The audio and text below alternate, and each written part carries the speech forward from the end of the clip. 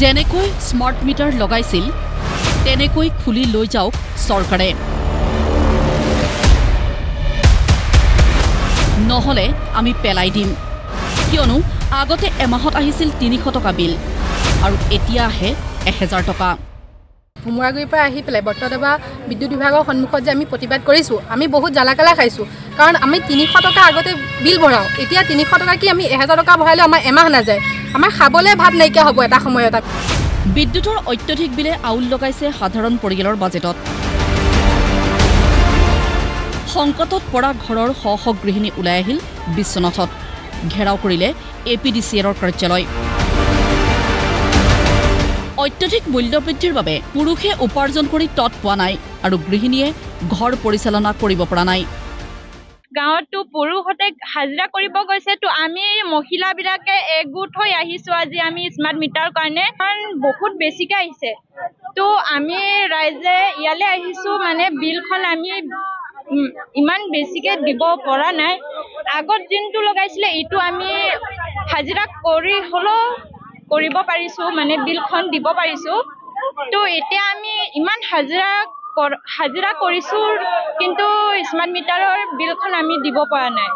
চৰকাৰে বৰ্তমান অমৃত কাল বুলি জহাই থাকিলেও বৰ্ধিত কৰ মূল্য বৃদ্ধি বৰ্ধিত মাচুল দি পকেট খালি হোৱা জনতাই প্ৰয়োজনীয় খাদ্যও কিনি খাব পৰা অৱস্থা নোহোৱা হৈছে সেয়ে স্বতঃস্ফূৰ্তভাৱে সাধাৰণ লোকে প্ৰতিবাদ কৰাৰ লগতে দল সংগঠনৰ নেতৃত্বতো ৰাজ্যজুৰি চৰকাৰৰ বিৰুদ্ধে আন্দোলনৰ কাৰ্যসূচী আজচাই বিশ্বনাথত শক্তি বিভাগ গো বেক ধ্বনিৰে কৰিলে উত্তাল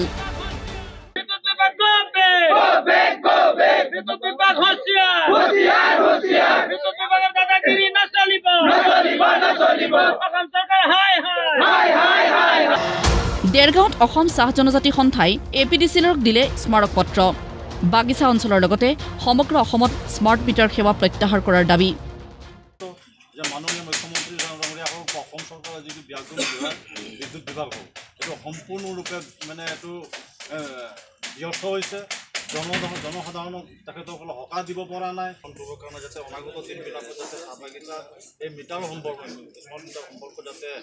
বাগিচা অঞ্চলত হাই কাজিয়া বা কিবা মাৰপিট বা কিবা যদি নহয় তাৰ কাৰণে দিশটো ৰাখিবৰ কাৰণে আমি বিষয়াগৰাকীক আমি আহ্বান জনাইছোঁ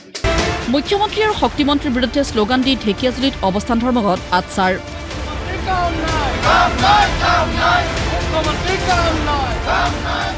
স্মাৰ্ট মিটাৰেৰে চৰকাৰে জনতাক কৰিছে প্ৰতাৰণা এই অভিযোগ তুলি তিয়কতো প্ৰতিবাদ সংগঠনটোৰ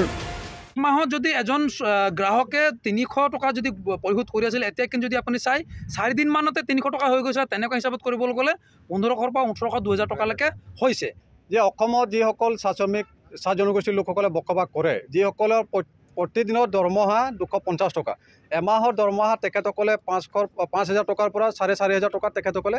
পায় এতিয়া চাহ শ্ৰমিক লোকসকলে এনেকুৱা অৱস্থাত আজি আহি পৰিলে আজি আপুনি যদি চাই যিটো সময়ৰ পৰা লগালে এতিয়া আজি 2 মাহৰ পৰা তেখেতসকলে ঘৰত টিপ চাকি জ্বলাই তেখেতসকলে থাকিব লগা হৈছে এটা অভিশাপ স্বৰূপ হৈ পৰিছে চাহ জনগোষ্ঠীৰ লোকসকলৰ এইবাৰ শুনক চাবুৱাবাসীৰ ক্ষোভ এই স্মাৰ্ট মিটাৰ 7 দিনৰ ভিতৰত যদি বিদ্যুৎ বিভাগে ঘৰে ঘৰে যদি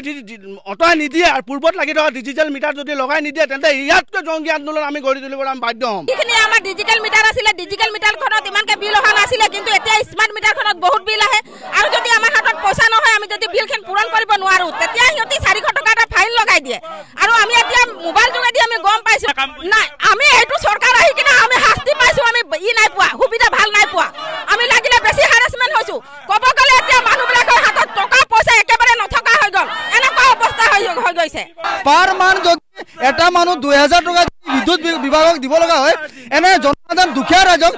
চলিব পঢ়াব কেনেকৈ খোৱা বোৱা কেনেকৈ মুঠতে হাহাকাৰ হাৰাশাস্তিৰ মাজেৰে এতিয়া হুমুনিয়াহ কাঢ়ি জীয়াই থাকিবলগীয়া হৈছে জনতাই ব্যুৰো ৰিপৰ্ট প্ৰতিদিন টাইম